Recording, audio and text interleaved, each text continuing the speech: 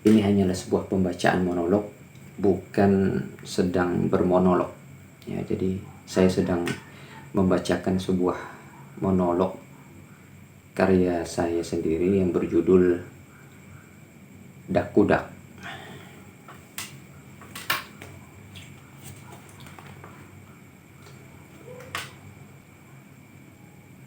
Kalau saja saat itu aku tidak menerima jabatan dari sang putri, mungkin aku tak akan pernah lari malam-malam begini. Apa guna jabatan besar, tapi hati terasa kecil?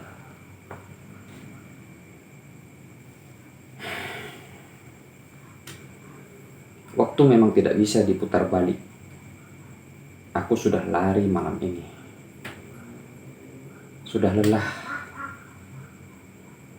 Orang di istana sana mungkin sedang mencari aku.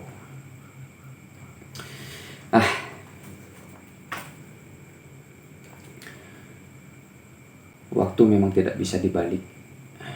Tidak bisa diputar kembali.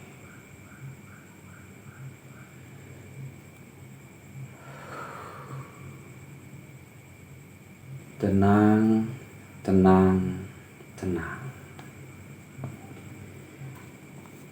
Setenang air muara sungai yang beradu dengan induk kapuas.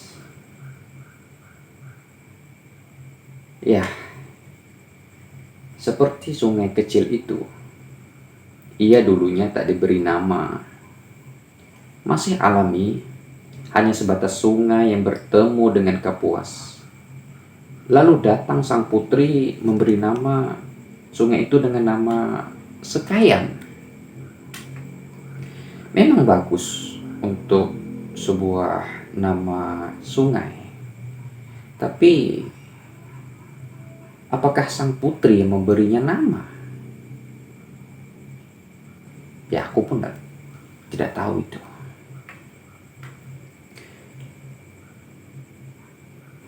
Yang jelas, sepulang putri dari hulu sungai, ia terlihat sangat bahagia. Orang kampung turun ke tepian sungai Sekayam melihat perahu besar tumpangannya. Kabar bahagianya, sang putri sudah menemukan cinta sejatinya. Oh, sorak-sorai, wah, tabuh gendang, ya, daun nyiur dilambaikan, ya, semarak manusia di tepian sungai menyambut cinta yang dibawa oleh sungai.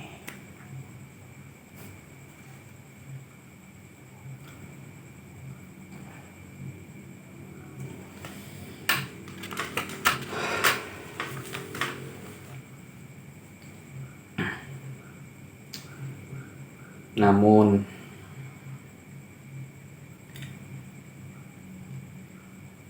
itulah awal dari sebab pelarianku malam ini. Entah berapa kali bulan sabit terlihat, entah sudah berapa kali tandan kelapa bergilir menua. Tak tahu juga sudah berapa kali papan titian, ya, yang ada di tepian itu berubah posisinya. Tak ada yang tahu pasti berapa lama sang putri menetap di muara ini. Namun yang sudah pasti ku dengar, beberapa orang sudah sering bercakap soal Sangau.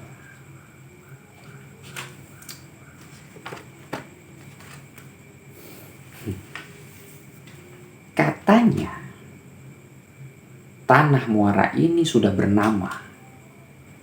Muara tempat kami mandi, muara tempat kami memancing, muara tempat anak-anak belajar berenang, muara tempat perempuan-perempuan kami membasuh beras, muara tempat ikan berkawin, dan muara tempat angin berbisik.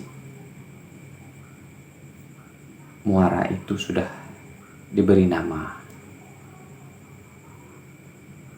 Sangau.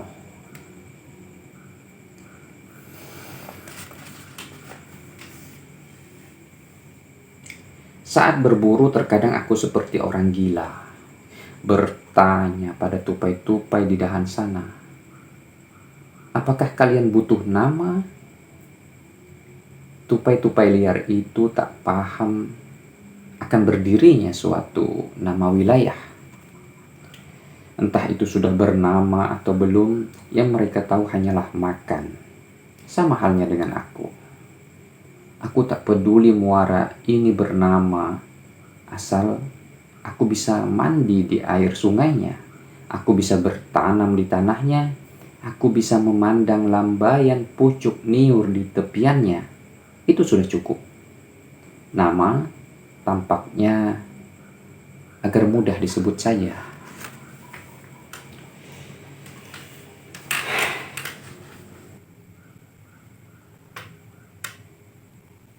Kalaupun muara ini tak bernama, aku masih bisa membuat bidar kecil untuk dijual. Ketika air akan pasang, aku akan pergi ke hutan menebang pohon dan membuat bidar-bidar kecil. Dengan bidar ini nantinya aku bisa mencari ikan di sungai muara ini.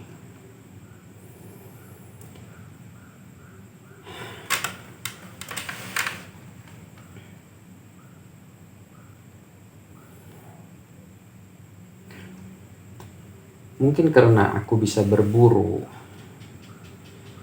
bisa membuat anak panah, kadang berladang, dan pandai membuat bidar.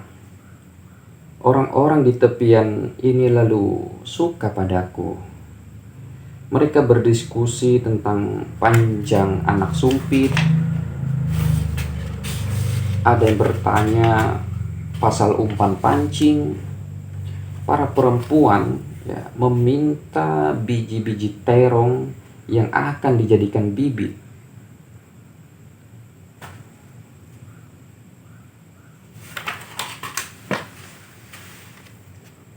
Dan para pemuda muara ini, mereka akan sangat senang kalau aku berbicara masalah bidar. Mata mereka akan menyala, raut wajah mereka akan serius, dan setiap kali aku menyebut nama kayu yang bagus untuk bidar, mereka seperti orang gila yang merapal nama kayu tadi di mulutnya. Meranti, tengkawang, nyatu. Meranti, tengkawang, nyatu.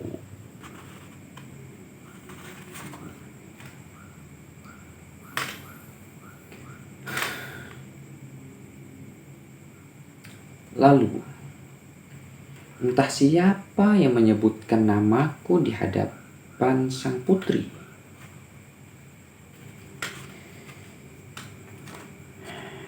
Hari itu aku masih menyelesaikan mata tugal untuk berladang. Sampai akhirnya aku mendengar orang-orang muara berteriak, "Dakudak, oh dakudak, dakudak, oh dakudak." Sumpah, jantungku tak akan kaget hanya dengan teriakan manusia-manusia muara itu. Aku sudah terbiasa berburu malam, aku tak hirau teriakan hewan malamnya mencekam. Namun,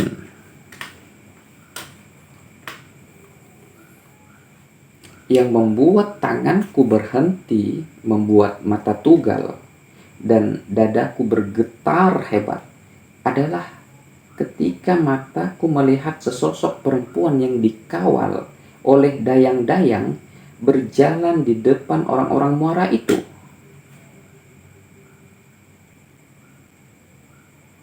Sang putri ada di rombongan mereka.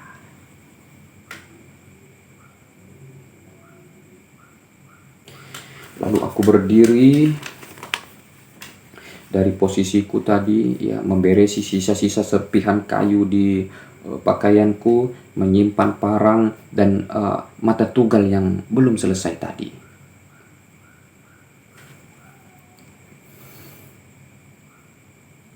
Dakudak, aku akan lanjut berlayar ke hilir Kapuas. Sangau ini aku amanahkan kepadamu, kata sang putri.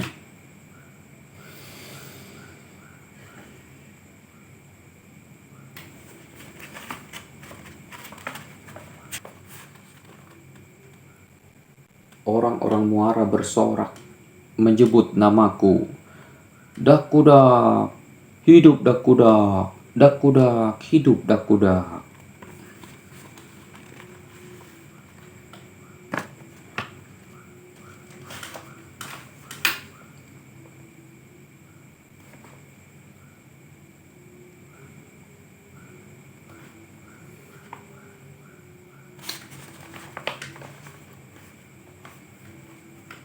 Entah mengapa aku yang ditunjuk oleh sang putri sebagai orang yang memimpin Muara.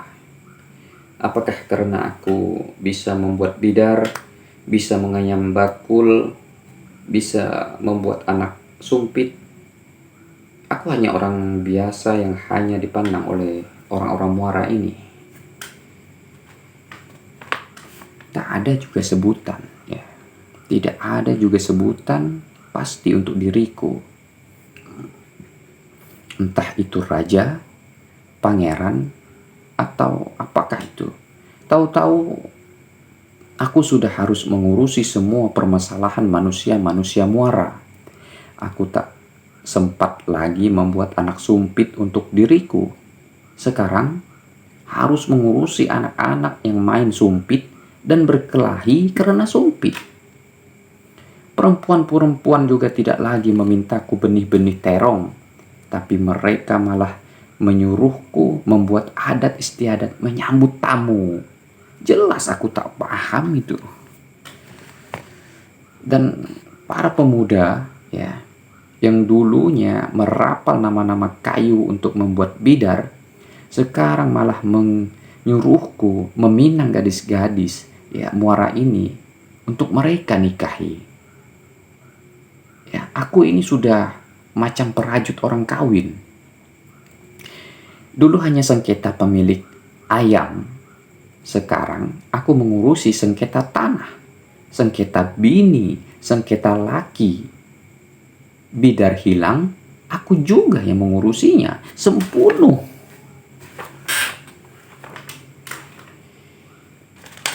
Mati sial aku karena amanah ini.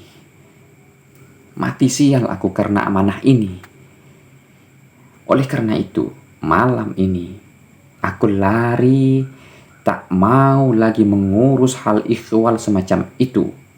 Bukan nyaman, ya. Aku lebih memilih membuat 7 bidar daripada harus meminang 2 pemuda. Membuat 50 anak sumpit lebih aku rela daripada membuat adat istiadat baru. Aku dak-kudak.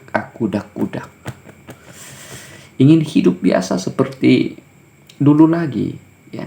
Aku mandi di Muara ini, ya, bersikat kulit labu, ya, menata papan titian, menimba air dalam bidar, berburu tupai di dahan kayu.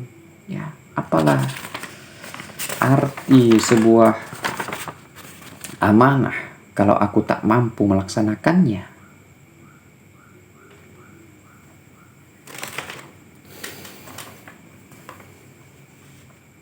Aku lari bukan membenci Muara ini. Walaupun tak ada aku, tetap akan bernama Sangau.